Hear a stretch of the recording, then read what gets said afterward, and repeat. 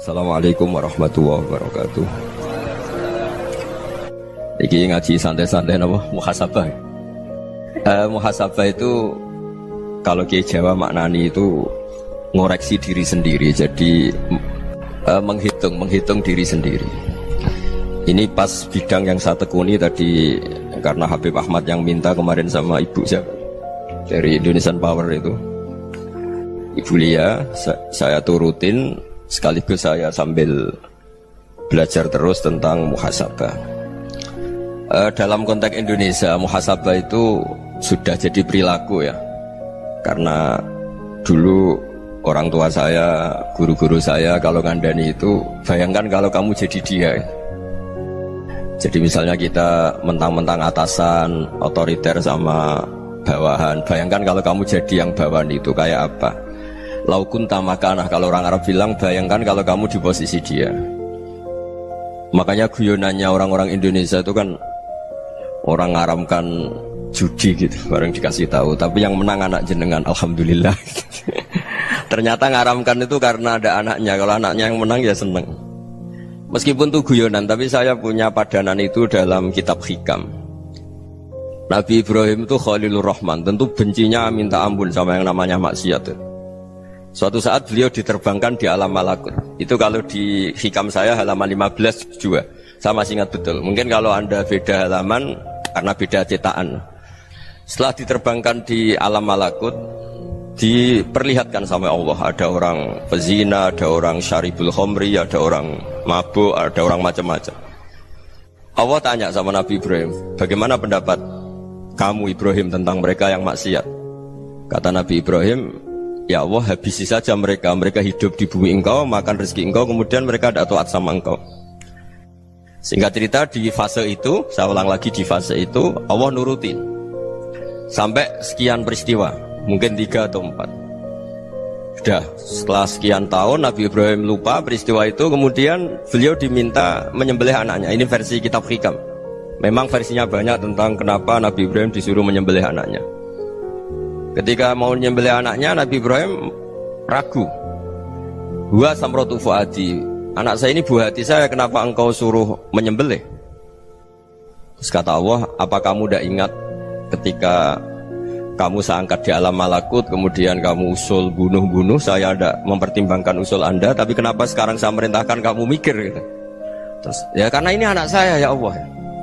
Terus kata Allah, rumang samu wong sumpukon mata ini gak gawean kau sing gawe kowe enak wae usul mata ini. Sebenarnya saya yang bikin, kemudian Anda enak aja usul membunuh. Semenjak itu Nabi Ibrahim itu di eranya itu asfaqun nas, orang paling sayang sama manusia. Karena kadang kita keras itu ya kebetulan itu udah anak kita, ada keluarga kita. Cara orang Jawa itu kan gitu ya, kalau ada perempuan terus macak yang macam-macam pakai sepeda motor cowok, terus wah itu luput suwuk, semoga-moga gini. Tapi setelah dikasih tahu, niku ponakane jenengan, semoga-moga selamat. Jadi jangan-jangan kemarin ahli ma'asi itu kebetulan itu tidak keluarga kita. Kalau keluarga kita yang pernah salah pada kita, semangat kita mintakan maaf. Jangan-jangan kita didikte hukum sosial gitu. Jadi orang yang salah kebetulan itu orang yang menservis kita, atau keluarga kita, atau orang dekat kita. Jangan-jangan semangat kita mintakan ampun. Tapi kalau sama orang lain kebetulan musuh kita semangatnya minta itu kena azab. Nah ini yang nggak boleh dalam Islam. Islam mengajarkan niru Rasulullah SAW, Nabi itu rahmatal lil alamin. Bahkan kemarin saya ngaji virtual sama beberapa habaib. Ada Habib Ali Al-Jufri dari Mesir, ya. Ada Habib Alwi dari Kuitang, ada Habib Nabil Al-Musawa. Dari sekian habaib itu saya masih ingat, diantaranya yang didawuhkan rahmatan lil alamin itu ketika Nabi adzahu qaumuh, disakiti oleh kaumnya, dan itu mereka masih kafir semua. Itu mereka dapat doanya Nabi, Allah mahdi qaumi fa innahum la ya'lamun. Kayak apa baiknya Nabi, orang yang menyakiti, yang melukai, tapi Nabi masih berdoa, Allah mahdi qaumi fa innahum la ya'lamun. Sayyidina Umar dapat doanya Nabi itu yakhina kana kafiran, ketika masih kafir didoakan, Allahumma aizzal Islam bi Umar. Itu ketika masih kafir.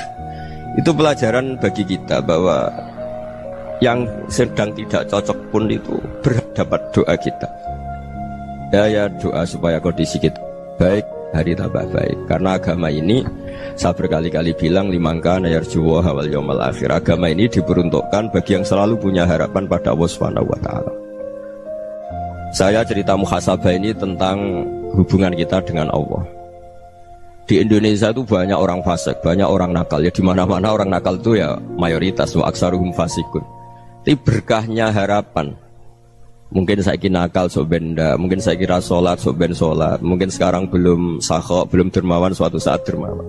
Barokahnya itu kefasikan ini dianggap sementara, sedang fasik, sedang tidak benar. Karena kiai-kiai kita, para guru-guru kita, para habaib utamanya itu mesti bilang semoga husnul khotimah.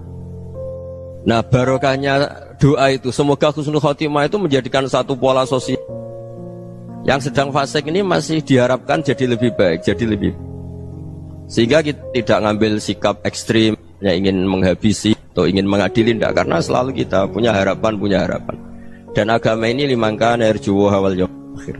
Bayangkan itu kalau yang nakal itu anak kamu. Pasti kamu gak ingin kan langsung dapat azab, dapat apa. Padahal kita semua jadi tokoh ini abul kulli, bapak dari semuanya. Sehingga ketika Rasulullah SAW jalan-jalan kemudian melihat perempuan sedang menyalakan api. Kalau apinya mati ditiup, anaknya dijauhkan. Nanti kalau sudah jauh dari api, anaknya digendong lagi. Terus kata Rasulullah, matur ke semua sahabat, Aro'aitum anna hadih tarihatan waladaha alan nar. Apa kamu berpendapat bahwa perempuan ini akan melemparkan anaknya ke neraka? Tidak ya Rasulullah. Tidak akan seorang ibu melemparkan anaknya ke api. Terus kata Rasulullah, Allahu arhamu min hadih biwaladiha. Allah lebih rahman, lebih rahim dibanding orang tua ini kepada anaknya. Ini yang harus kita kenalkan terus, kita kampanyakan terus, supaya orang hubungannya dengan Allah itu nyaman, asik. Sehingga dengan demikian selalu ada harapan bahwa yang sedang nakal ini suatu saat tobat. Kita tidak boleh menghukumi pasti begini, pasti gini, itu tidak wilayah kita. Itu juga yang dicontohkan Rasulullah SAW. Secara lahir Nabi itu nggak berkenan sama Wahsy, karena Wahsy itu salahnya salah fatal, karena membunuh ahabban nasi ila Rasulillah, yaitu membunuh Said Hamzah. Jadi ketika Wahsy tobat, Nabi itu terima tobatnya. Dan ketika beliau dengan basariyahnya nggak siap ketemu Wahsy karena harus ingat Said Hamzah, basariyahnya diturutin. Oke, kamu iman, saya turutin, tapi jangan sering ketemu saya. Karena kalau ketemu kamu, saya masih ingat sama paman saya Said Hamzah. Kita bisa ngelola seperti itu. Kita tidak cocok sama orang, bagaimanapun mereka umat Rasulullah SAW, kita tetap mencintai mereka. Misalnya kalau beda agama, mereka sama-sama orang Indonesia, kita mencintai mereka atas nama warga Indonesia. Tapi kalau misalnya potongannya ora cocok, beda kultur, bawaannya itu mangkel no coro Jawa, ya bisa diilmoni, jangan ketemu. Wong sudah tidak cocok, ingin ketemu nyari solusi. Roh ini tok seneng itu kan ya repot gitu. Ya sudah, kalau nggak pati cocok ya jangan sering ketemu.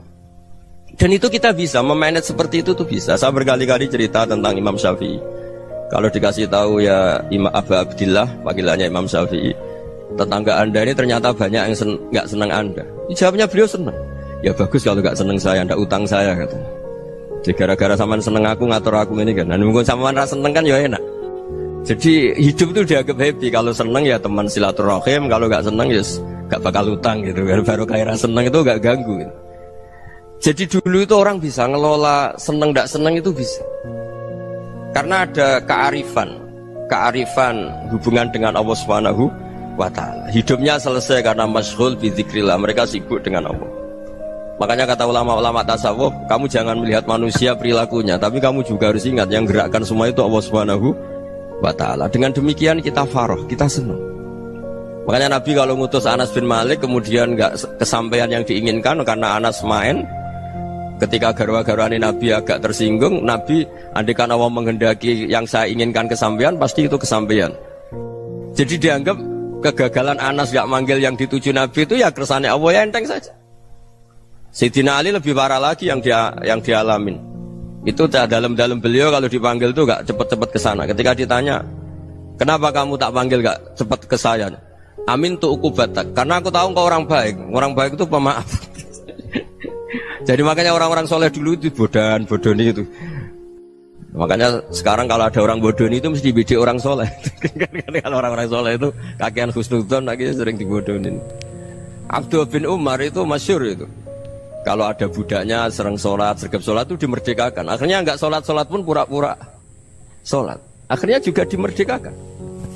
Ketika ditanya, kenapa engkau merdekakan? Padahal mereka sholatnya menipu engkau, kata pembisik-pembisik itu. Man khoda'ana lillah in khoda'na lah. Dia nipu atas nama Allah, berarti saat tertipu juga atas nama Allah. Gak masalah dong, semuanya demi Allah Subhanahu wa ta'ala. Jadi ketika kita mensifati Allah Ta'ala itu ghafir, Allah pemaaf. Jangan kamu gak fair untuk diri kamu nyifati Allah ghafir, pada orang lain Allah kamu sifati syadidul iqab. Jadi Allah kamu atur, kayak MC tadi ngatur saya. Jadi Allah itu apa? Kalau pada saya ghafir, kalau pada musuh saya syadidul iqab. Itu tidak fair. Kalau Anda punya harapan kepada Allah karena Allah Rahman Rahim, Allah ghafir, sebenarnya Allah pada musuh kita ya bisa saja Allah ghafir, bisa saja Allah Rahman Rahim. Sehingga kita melihat orang lain yang kita tidak cocok itu ya enteng saja. Itu min ummati Rasulillah sing tanaluhu syafa'atu, tanaluhu sa'atu rahmati, tanaluhu fair. Jangan dengan kita kayak mesti dapat rahmat. Jangan orang lain kayak Allah pasti syadidul iqab, itu tidak boleh. Sehingga ketika ada orang Badui, singkat cerita orang Badui ini kencing di masjid, semua sahabat membentak dia. Yang enggak bentak hanya Nabi tok. Saking mangkalnya orang ini karena semua sahabat bentak kecuali Nabi. Setelah dibenarin Nabi, terus Nabi nyuruh sobbu ali dhanuban min ma'in. Setelah disucikan masjid itu, dia berdoa keras sekali. Allahumma arhamni wa Muhammadan wa la tarham ma'ana ahadan. Ya Allah, yang berhak dapat rahmatmu hanya saya dan Nabi Muhammad, yang lainnya jangan gitu. Karena yang lainnya tuh jengkelin, gitu aja saya salah dimarah-marahin gitu. Jadi kalau kamu doa terbatas ya kayak orang Bedui ini, kayak orang Arabi. Apa kata Nabi? Laqad tahajjarta wasi'an. Allah yang rahmatnya luas menjadi kamu sempitkan. Karena kamu mau atur Allah hanya rahman pada Indonesian Power, pada NU, pada kita, yang orang lain nggak perlu dapat. Itu kan kasihan Islam, karena Islam terus nggak dimiliki semua orang.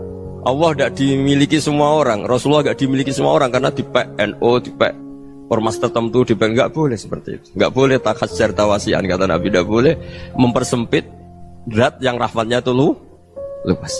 Ini semoga etika ini kita pakai di Indonesia. Yang sedang fase kita harapkan lebih baik. Yang sedang nggak dapat hidayah kita doakan dapat apa?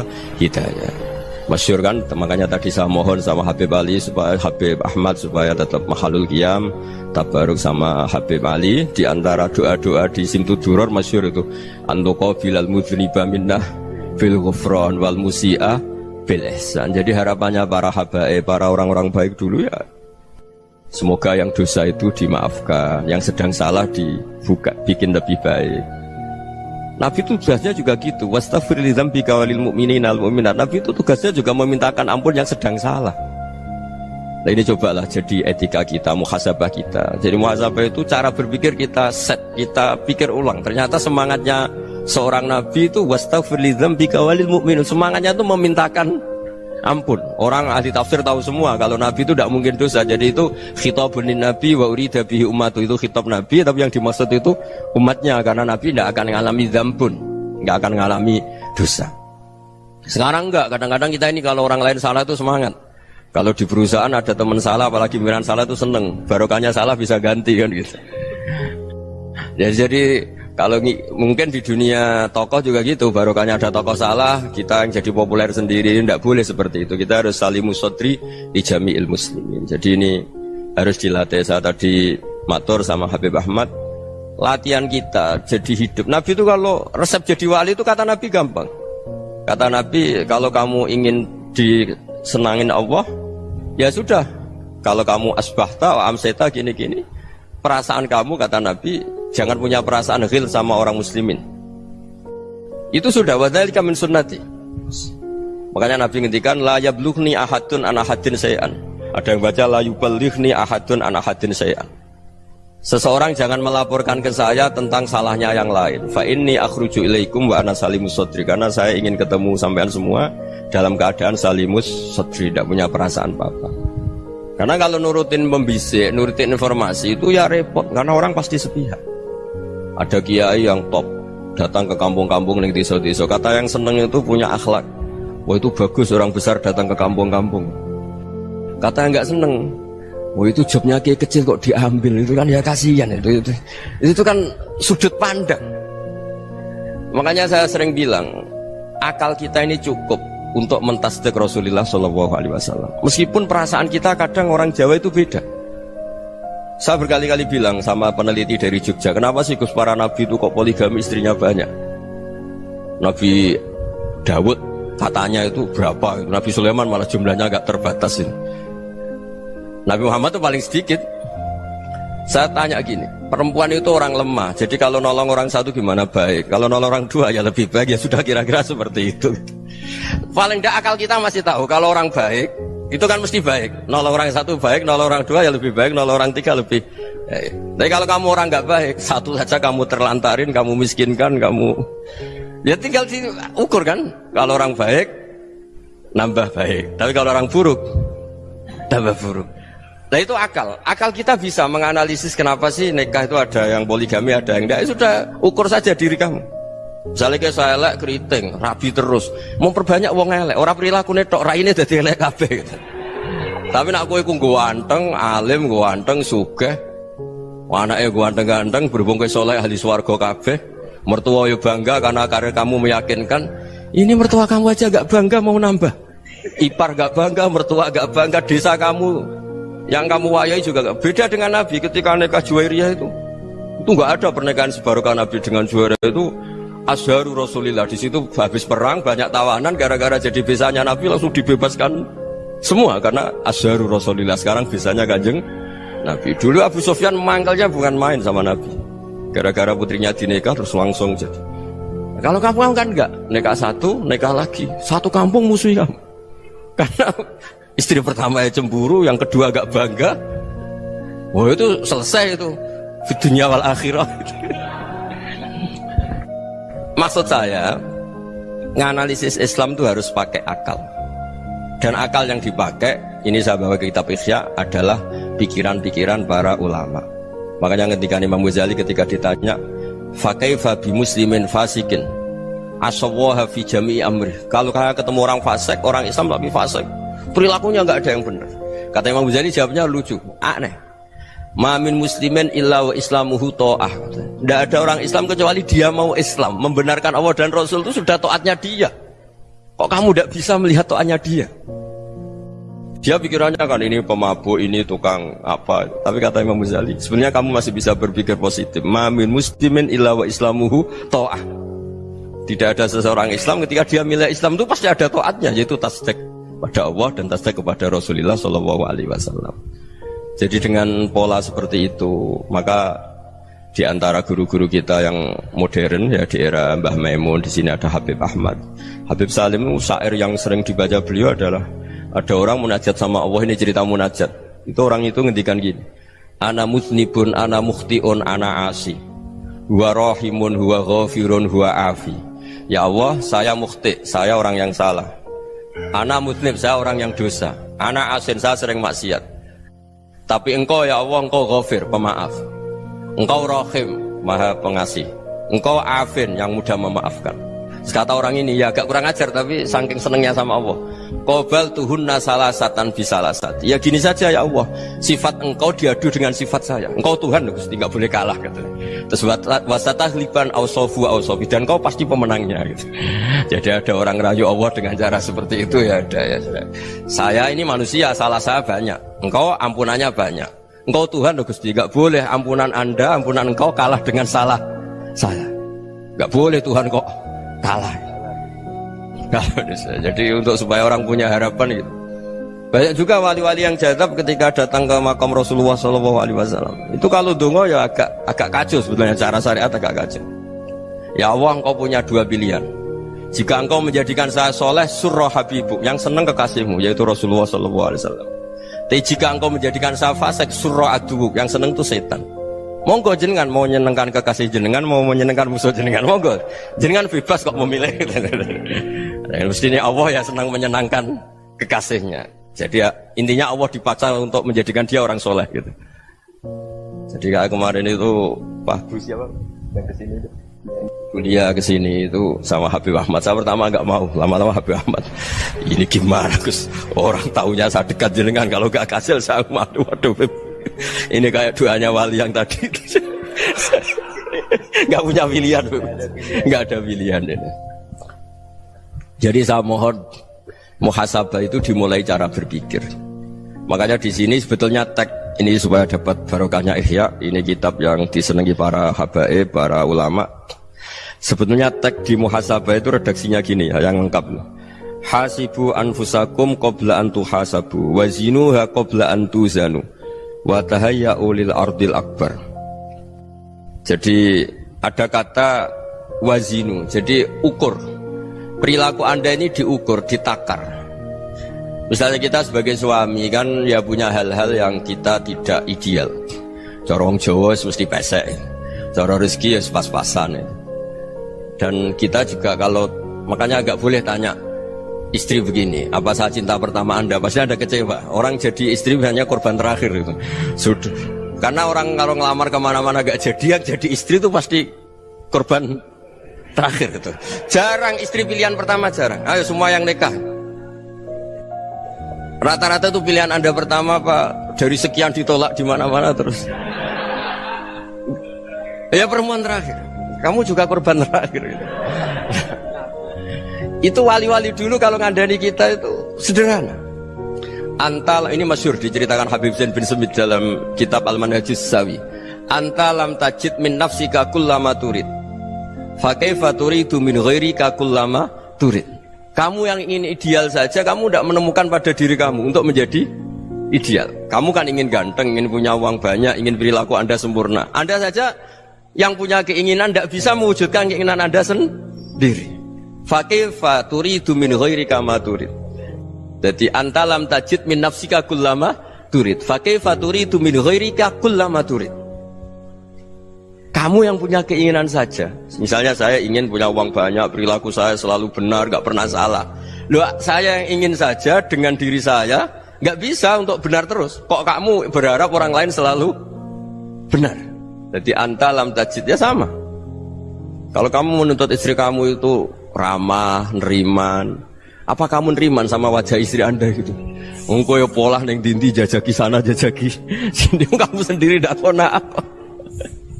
Jadi itu nasihat yang luar biasa. Antalam tajid min nafsika kullama turid, fa kaifa turidu min ghairika kullama turid. Kamu mau menghormati semua orang? Tidak mau kan?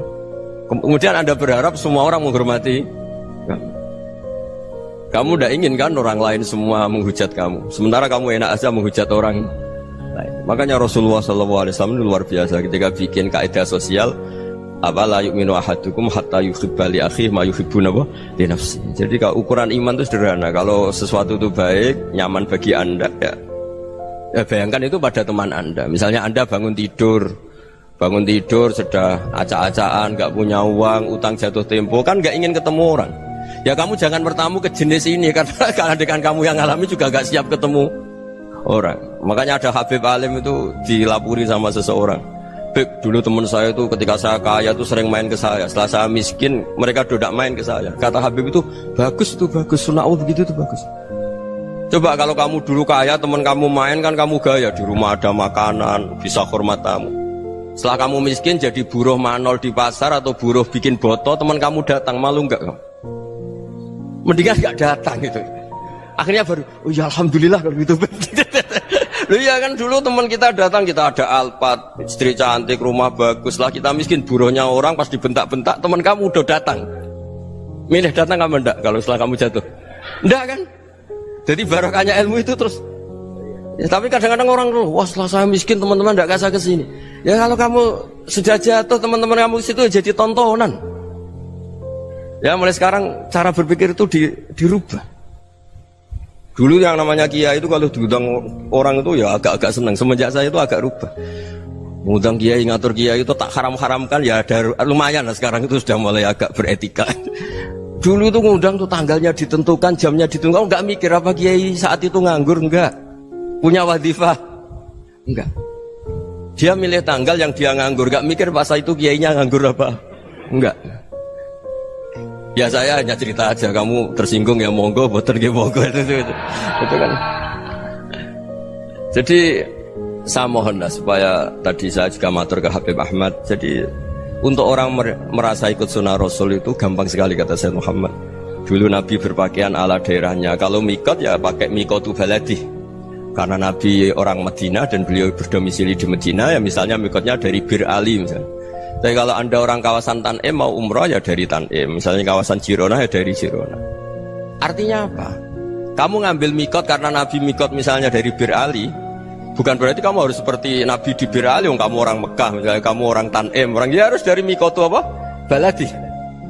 Sama, makanya di fikih-fikih itu kalau tahnik anak, Nabi orang Arab, halawiyatnya kurma ya kurma. Kalau orang Jawa sedegan, semua bodoh-bodoh. Ya bodoh-bodoh manis. Jadi ini tabaruk sama Sayyid Muhammad, ini ada murid beliau Habib Ahmad, saya baca supaya orang itu merasa ikut Nabi itu gampang sekali. Ini saya baca ya di halaman tadi disaksikan Habib Ahmad 433 di kitab apa begini? Manhajus Salaf fi Fahmin Nusus.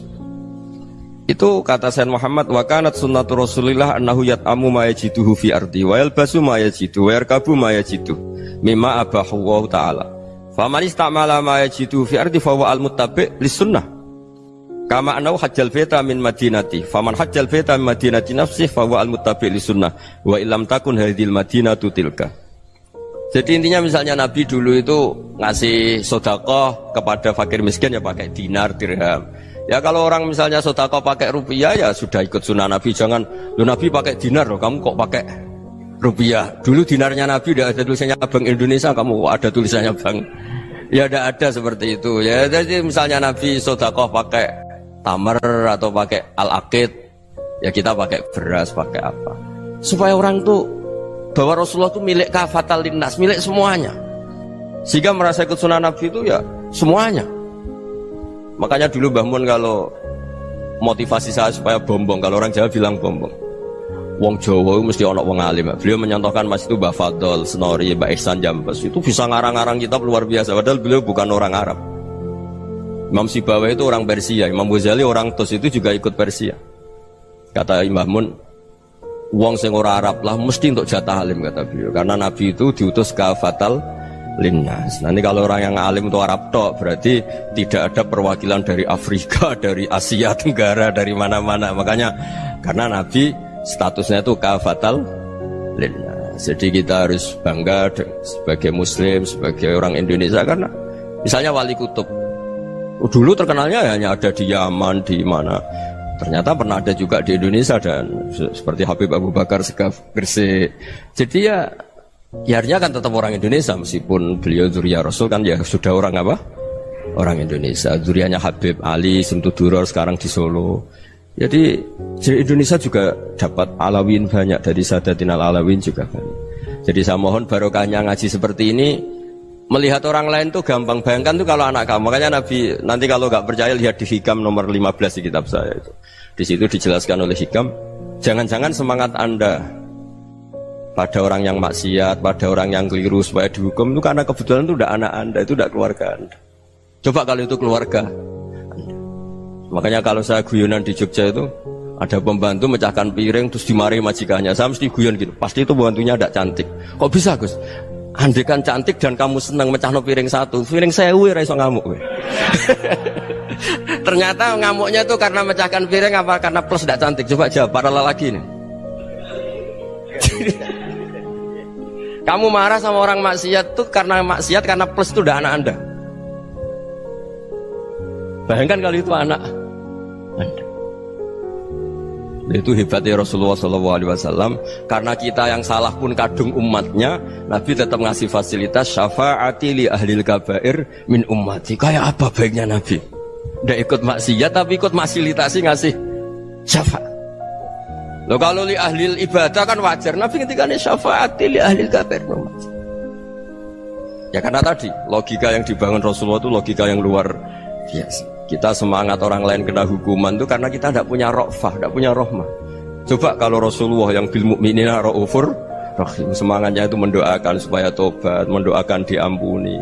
Dan itu juga yang diperintahkan oleh Allah Subhanahu wa taala, wastaghfir li dzambika walil mu'minina wal mu'minat. Ya semoga barokahnya ngaji ini, barokahnya Habib Ahmad, barokahnya Maulid Simtud Duror, barokahnya semua kitab Madaih, Tibak Berjanji semuanya, barokahnya Ikhya, barokahnya Said Muhammad, barokahnya guru kita semua, Mbah Maimun, bapak saya.